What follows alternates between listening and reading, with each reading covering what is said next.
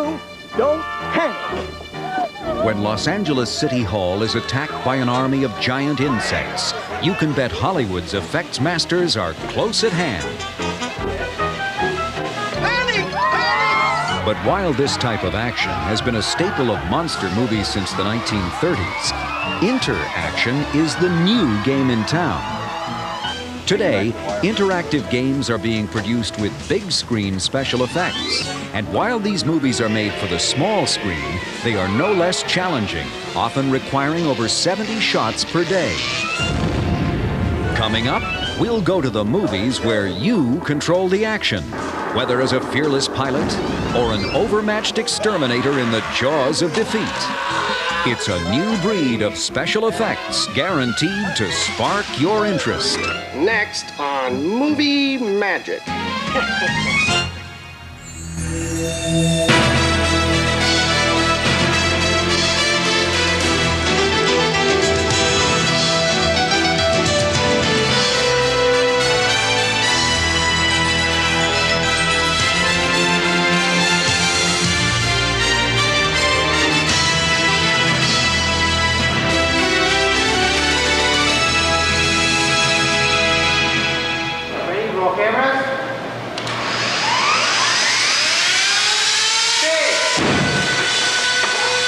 Some strange things are happening at a Burbank, California soundstage.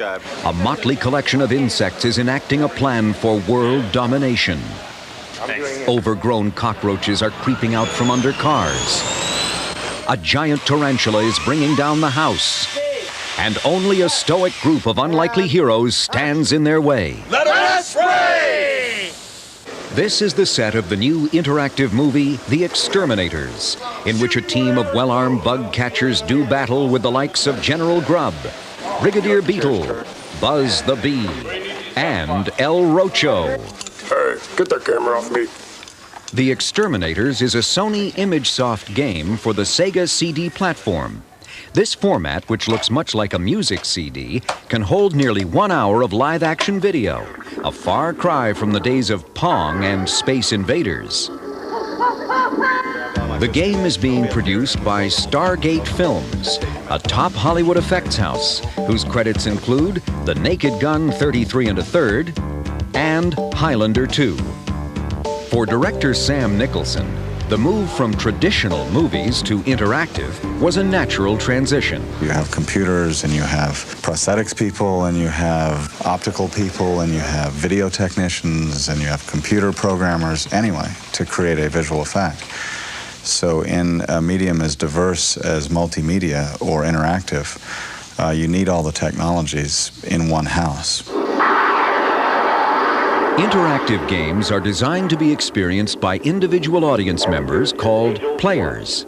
The game designers can arm the player with automatic weapons, flight controls, or both, as with LucasArts' Rebel Assault, based on the Star Wars trilogy.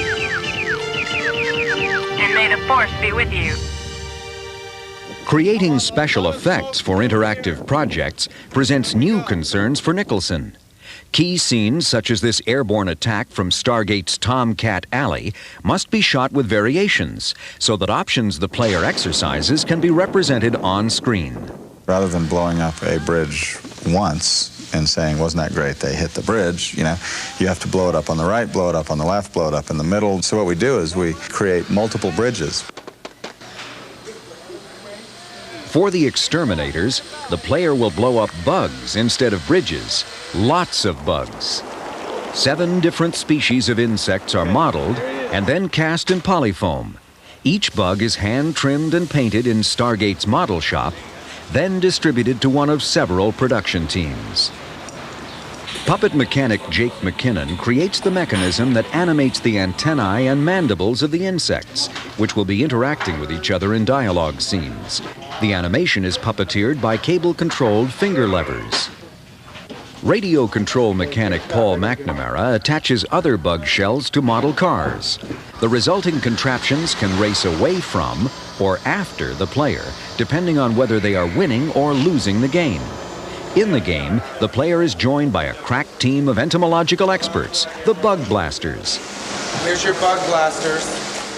Equipped with high-tech firearms, infrared goggles, and other important insect exterminating aids, the bug blasters pursue their prey in their heavily armed Bugmobile.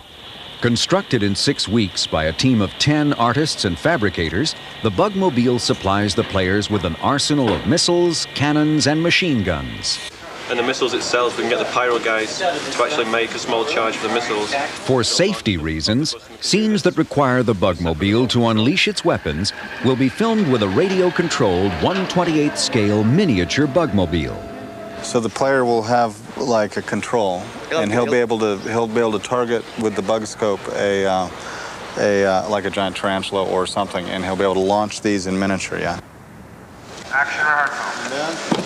Quick, let's go. Looks like we're going to have to go the rest of the way on foot. I don't like the looks of these tunnels. If they knew we was coming, they'd have tidied him up a little. One of the most treacherous scenes in the game requires the bug blasters to descend into a giant scorpion's lair. Here they will do battle with this enormous, venom-spewing freak of nature. If the player hits the scorpion on either claw, the creature becomes enraged and takes vengeance on one of the bug blasters. A giant puppeteered claw is used for scenes with the actors, but the explosive conclusion must be filmed in miniature, as it would be prohibitively expensive to build the entire scorpion full scale. We'll fill them up with a bunch of like red linguine, right? You know, the scorpion red. And then we'll just blow them all over the inside of his chamber then. Okay, great. And that'll be the result if you hit him on his stinger. Destroying the 6-foot polyfoam scorpion is a tricky endeavor. Pyrotechnician Robert Hutchins calls on his friend and mentor, explosives expert Joe Viscosal, whose explosions rocked a Florida causeway in True Lies and lit up Terminator 2's Future Wars sequence. Being that these creatures are made of foam rubber, one has to have a lot of oomph to them. You can't just put a black powder bomb inside of it and think that it'll blow it up, because it won't. To ensure that the scorpion will split apart, Viscosal lines the inside of its shell with 7.5 grain primacord. When triggered with a detonator, this volatile rope-like explosive burns at 22,000 feet per second. Primacord is very safe material. You could throw this in fire and it will only burn. But once you put this detonator on it, it sets it off, and sets it off real fast. Once the pyrotechnics are in place, the shell is filled with foam remnants to simulate internal organs, red liquid to portray blood, and the important final ingredient, linguine, doubling as bug guts. Joe prepares the creature and instructs the puppeteers to get into a safe position prior to the explosion. Once the safety checks are complete, the set is cleared and the cameras roll. The pyrotechnic team has done its job. When the player scores a hit on the scorpion in the finished game, they are rewarded with a well-deserved payoff. Next, we'll look at early forms of interactive entertainment, from the spectacle of 3D to the aroma of odorama. See, you get it? You smell it, sir? It works. Although interactive movies are very new, filmmakers have been searching for inventive ways to involve audiences for decades. I'm Vincent Price. You're invited to my party in the house on Haunted Hill. In the early 1950s, the booming growth of television reduced box office admissions dramatically. In response, a bizarre assortment of promotional gimmicks was introduced to lure the public out of their homes. I'm William Castle, and I feel obligated to warn you about the next attraction you will see at this theater. The P.T. Barnum of this era was William Castle. The flamboyant producer-director pioneered inventive gimmicks such as Emergo, which caused skeletons to fly over the audience during a scene in House on Haunted Hill. Members of the audience, including you, will actually play a part in the picture. At the start of Castle's film, The Tingler, he warned audiences that they were in as much danger as the on-screen characters, thanks to a revolutionary technique he called Percepto. Castle claimed that the only defense against the dreaded Tingler was to scream whenever the beast was near. To encourage audience participation, Castle had several seats in each theater rigged with electronic devices. Each time the tingler appeared, the devices would be triggered. Audience members would experience a low-voltage electrical shock, and screams would fill the auditorium. William Castle was really the whole reason I got into show business in the beginning. I would go to the Towson Movie Theater, which was the name of the theater near where I lived, and by the time it got there, and the tingler, only 2 seats were wired, not the whole theater. So I would go early and look under the seats and find where the buzzer was and sit there all day and get electric shocks. Following in Castle's footsteps, John Waters introduced an even more unusual interactive gimmick with his 1981 film, Polyester. Odorama will enable you, the viewer, to actually smell right from your movie seat some of life's most fragrant odors. When numbers flashed on the screen, audience members used scratch and sniff odorama cards to experience various aromas such as roses, pizza, and other less appealing fragrances. What is it? What? Let's go! It was a joke. It was another part of humor in the film that basically I was trying to include the audience in on this joke. They had smell-o-vision, they had aroma-rama, but none of it worked because they could get the smells in the theater, but they couldn't get them out. This way, I got the audience to not only have the smells in the theater, but they got to take it home with them. While Percepto and Odorama were one-time gimmicks, the 1952 introduction of 3D films proved to be more than a passing fad. I'm sure you'd all like to know something about the new entertainment miracle, Third Dimension. What it is, what it does. After the seminal 3D effort Wanna Devil boasted it would put a lion in your lap, the 1950s spawned dozens of imitators. These heavily hyped films advertised the effect with such glorified names as Natural Vision and Duo Vision. Objects actually seem to come out of the screen, so real they almost touch you, creating the most dramatic impact that the screen has ever known. Most early 3D photography utilized 2 precisely positioned cameras, a cumbersome technique that slowed the production process dramatically. This solution was deemed inadequate by Christopher Condon, an optical technician who has spent 40 years perfecting 3D technology. I developed a method of using one camera to shoot the 2 images, and this was done by using a special lens. It's a single camera that takes the left eye and right eye view and puts them directly on each motion picture frame. And now, instead of needing 2 projectors in the theater, we only need 1. For exhibition, the film must be projected through a similar double lens, as well as a pair of polarizing filters, which keep the images separate or polarized. To perceive the effect, audience members must wear glasses which keep the left and right eye images distinct. Today, 3D films rarely appear in movie theaters, but Condon is introducing the technology to a new generation of artists. He is hard at work on a variety of theme park and other special venue films, such as Cinema Ride's Haunted Graveyard Run. It was one of the greatest pleasures of my professional life to work with the younger filmmakers, because they're very open-minded and are very much attuned to the term virtual reality, and a properly made 3D motion picture is really like virtual reality for audiences. Action game! I predict that eventually, maybe very soon, the young filmmakers are going to be the ones that put this marvelous dimensional process into mainstream. Even though the technology involved may differ dramatically, whether it's Percepto, Odorama, Emergo, or 3D, the idea is to get the audience involved. There's nothing I like more when I'm standing in the back of the theater and I see the whole theater do body English together from either laughing or being shocked at something or being surprised. So it's incredibly important to me that they don't just sit there. This will make you feel all better. The entire backside of his butt's going to get cream. Coming up, the team from Stargate creates 2 very different explosive endings to the Bug Blasters saga. Action! On the set of The Exterminators, the team from Stargate Films is preparing 2 main endings for this interactive game. One will convey victory, the other devastation. If you win the game, you wind up blowing up City Hall and the biggest bug of them all, and you're a great hero, and the mayor comes out and you get the key to the city. On the other hand, you lose, bugs invade Los Angeles, you blow up City Hall by mistake, and you're totally scorned by all of Los Angeles and the news crews. We call it the big humiliation scene.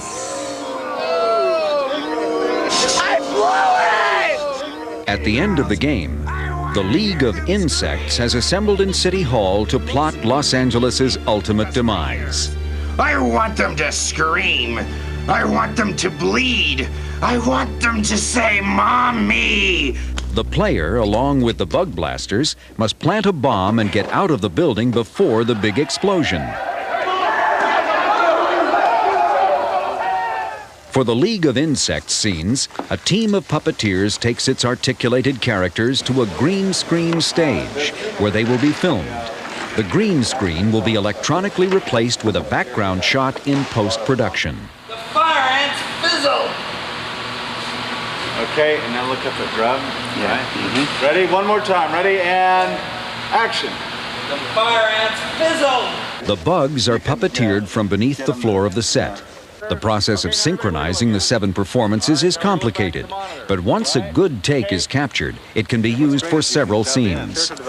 You can dub in either line, because I mean, you can't. Lip sync is not a particular problem there, right? Shooting the exteriors is even more complicated. Sam has elected to film several scenes outside of the real Los Angeles City Hall.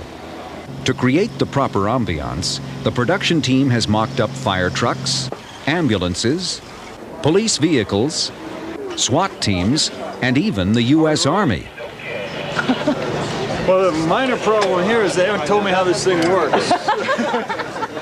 Hundreds of extras are brought in to stage the crowd scenes. Assistant Director Anthony Fiorino guides the crowd through the different performances needed. Because this is interactive, which means there's multiple choices, we have to cover like every aspect, anything possible that could happen. They're on their way!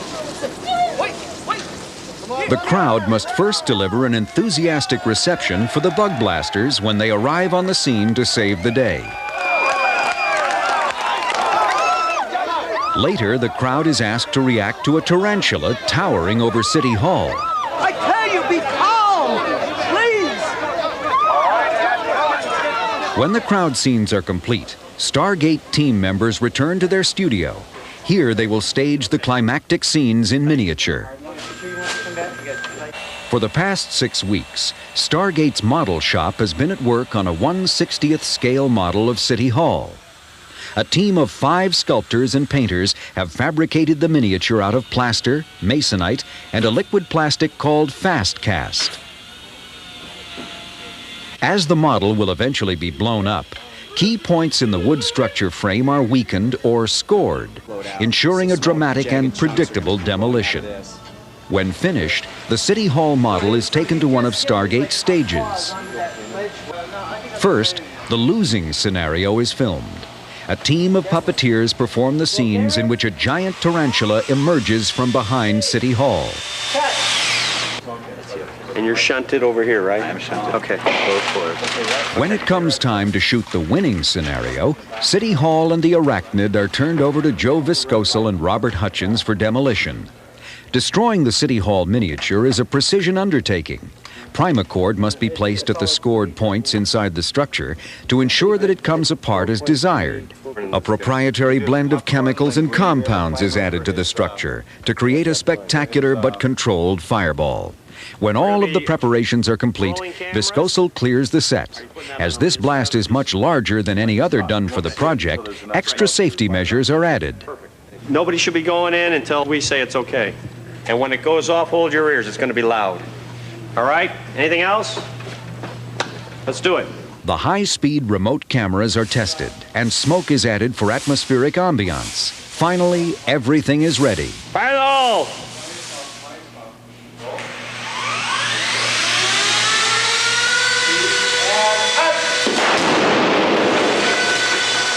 The explosion is impressive, but Nicholson feels that the ending needs to be even more dramatic. He asks Viscosal to rig one more charge to the partially destroyed model.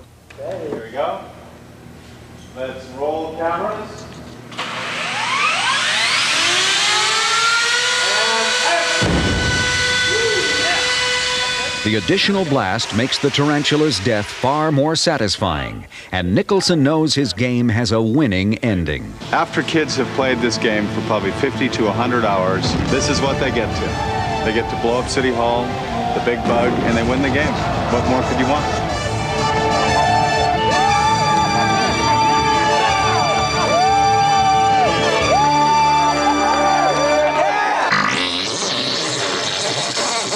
When the filming is complete, composer Mars Lazar creates digitized insect noises which add to the game's comical tone. The finished game is then taken to Sony's interactive testing facility. We have full-time video game testers, and they will sit and they will play the game, and they will try and discover if there are any software bugs. Bugs are one thing that anyone playing this game will have no trouble finding. The team from Stargate has created an interactive experience that is bound to create a buzz. And the cutting-edge artists who created this entomological adventure continue to innovate. They are ushering Hollywood into this new medium where the effects masters are the stars. It's the work of these special effects artists and technicians which puts this form of storytelling on the cutting edge. And in these games, whether you win or lose, you'll still enjoy the unique experience of interactive movie magic.